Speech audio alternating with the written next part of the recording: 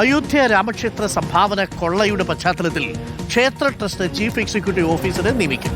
രാമക്ഷേത്ര നിർമ്മാണ committee chairman Nripendra Mishra CEO ആകും എന്നാണ് വിവരം. പ്രധാനമന്ത്രിയുടെ മുൻ പ്രിൻസിപ്പൽ സെക്രട്ടറി കൂടിയാണ് നൃപേന്ദ്ര മിശ്ര. ക്ഷേത്ര ട്രസ്റ്റ് യോഗം അടുത്ത മാസം 11 ചേരും. ആദിൽ പാലോട് കൂടുതൽ വിവരങ്ങളുമായി. ആദിൽ പാലോട്, ആകപ്പാട് നാണക്കേടുണ്ടാക്കിയതാണ് ക്ഷേത്രത്തിൻ്റെ ട്രസ്റ്റിനും ഭാരവാഹികൾക്കും. നമ്മളാകെ നടുങ്ങിയ ഒരു സ്വർണ്ണക്കൊള്ളയാണ്. ശബരിമലയിലെ സ്വർണ്ണക്കൊള്ളയിൽ കുറച്ച് സ്വർണ്ണമുള്ളെങ്കിൽ അതിൻ്റെ 10 മടങ്ങ് സ്വർണവും വെള്ളിയും സംഭാവനാ പണവും ഒക്കെയാണ് അയോധ്യ രാമക്ഷേത്രത്തിലെ ട്രസ്റ്റ് ഭാരവാഹികളടക്കം അടിച്ചു മാറ്റി വീട്ടിൽ കൊണ്ടുപോയത്.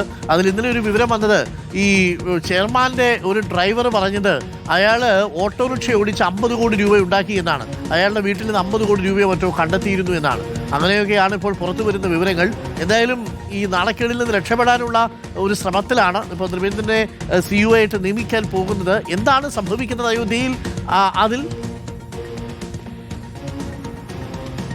അരുൺകുമാർ പറഞ്ഞതുപോലെ തന്നെയാണ്. ചെറിയ തുക വാങ്ങുന്ന, ശമ്പളം വാങ്ങുന്ന ജീവനക്കാരൊക്കെ ലക്ഷപ്രഭുക്കളും കോടിപതികളും വാങ്ങുന്ന കാഴ്ചയാണ് ഈ രാമക്ഷേത്രത്തിൽ നമ്മൾ കണ്ടത്. 18,000-ഉം 15,000-ഉം ഒക്കെ ശമ്പളം വാങ്ങുന്ന, അവിടെ നോട്ടെണ്ണാനിരിക്കുന്ന ആളുകളുടെ പേരിൽ കോടിക്കണക്കിന് രൂപ വിലമതിക്കുന്ന ഭൂസ്വത്തുകൾ കണ്ടെത്തി എന്നുള്ളതാണ് SITയുടെ ഈ അന്വേഷണത്തിൽ അവസാനഘട്ട വിലയിരുത്തൽ.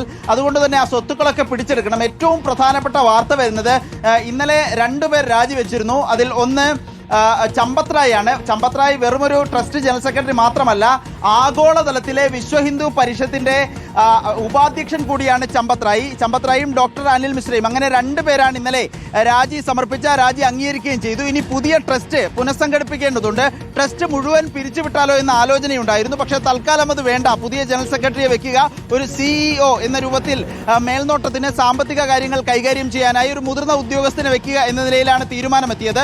ഇതിന്റെ അടിസ്ഥാനത്തിൽ പ്രധാനമന്ത്രി നരേന്ദ്രമോദി, RSS സർസംഘ് ചാലക് മോഹൻ ഭാഗവത്, UP മുഖ്യമന്ത്രി യോഗി ആദിത്യനാഥിനെ 3 പേരുടെ ചർച്ചയിലാണ് ചില കാര്യങ്ങൾ തീരുമാനമായത് എന്നറിയുന്നു. ഇതിൽ നൃപേന്ദ്ര മിശ്ര എന്ന് പറയുന്ന റിട്ടയർഡ് IAS ഉദ്യോഗസ്ഥനെ CEO ആക്കാനുള്ള തീരുമാനം വരുന്നു. പ്രധാനമന്ത്രി നരേന്ദ്രമോദിയുടെ മുൻ പ്രിൻസിപ്പൽ സെക്രട്ടറിയാണ് നൃപേന്ദ്ര മിശ്ര. സാമ്പത്തിക കാര്യങ്ങൾ മേൽനോട്ടം ചെയ്യാനും കാര്യങ്ങൾ കൈകാര്യം ചെയ്യാനുമാണ് നൃപേന്ദ്ര മിശ്രയെ നിയമിക്കുന്നത്. 11-ാം തീയതി ജൂലൈയിൽ ട്രസ്റ്റിന്റെ യോഗം ചേരുന്നുണ്ട്. ഈ യോഗത്തിലായിരിക്കും അടുത്ത ജനറൽ സെക്രട്ടറി ആര് എന്ന കാര്യത്തിൽ തീരുമാനമാവുക. BJPയെയും RSSനെയും സംബന്ധിച്ചിടത്തോളം വലിയ നാണക്കേടായി പോയി. ഏതായാലും ഇനി അങ്ങനെ ഒന്നും ഉണ്ടാകാതിരിക്കാനുള്ള ജാഗ്രത കൂടി RSSന്റെ ഭാഗത്തു നിന്നുണ്ട്. അരുൺകുമാർ, ഓക്കെ, ഒന്ന് ആലോചിച്ച് നോക്കൂ പ്രിയപ്പെട്ട പ്രേക്ഷകരെ. അതിൽ പലരോട് പറഞ്ഞതുപോലെ ഈ 12,000 രൂപ ശമ്പളമുള്ള ചെയർമാൻ്റെ ഡ്രൈവറുടെ അക്കൗണ്ട് പരിശോധിച്ചപ്പോൾ ഞെട്ടിപ്പോയി. 50 കോടി രൂപ അക്കൗണ്ടിൽ കിടക്കുക. ഈ പൈസയൊക്കെ എവിടെ നിന്ന് വന്നെന്ന് ചോദിച്ചപ്പോൾ പുള്ളി ഒരു ഉളുപ്പും ഇല്ലാതെ പറയുന്നത്, ഞാൻ ഓട്ടോ ഓടിച്ചുണ്ടാക്കിയതാണ് എന്നാണ് പറയുന്നത്. ഓട്ടോ ഓടിച്ച് 50 കോടി രൂപയൊക്കെ ഉണ്ടാക്കാൻ പറ്റുമോ എന്നുള്ള ചോദ്യമാണ്. അപ്പോൾ ഇവരെയൊക്കെ പിടിച്ച് പകത്തിട്ടിട്ടുണ്ട്. ഇതൊന്നും പോരാ എന്നുള്ളതാണ്. ഉന്നതങ്ങളിലേക്ക് അന്വേഷണം പോകണം എന്നുള്ളതാണ് നമ്മളുടെയൊക്കെ ആവശ്യം.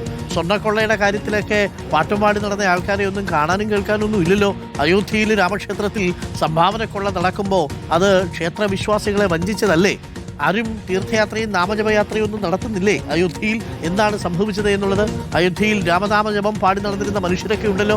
അവിടെ രാമനെ പറ്റിച്ച്, രാമൻ്റെ വിശ്വാസികളെ പറ്റിച്ച് കൊടുത്ത പണം, അത് സ്വർണ്ണമായിട്ടും വെള്ളിയായിട്ടും കൊടുത്ത പണമൊക്കെ പറ്റിച്ച് വീട്ടിൽ കൊണ്ടുപോയ മനുഷ്യർ ഒരുപാട് പേരവിടെ ഉണ്ട്. അവർക്കെതിരെ ഒന്നും ആരുടെയും ഭാഗത്തുനിന്ന് കാമാന്നൊരു അക്ഷരമില്ലല്ലോ.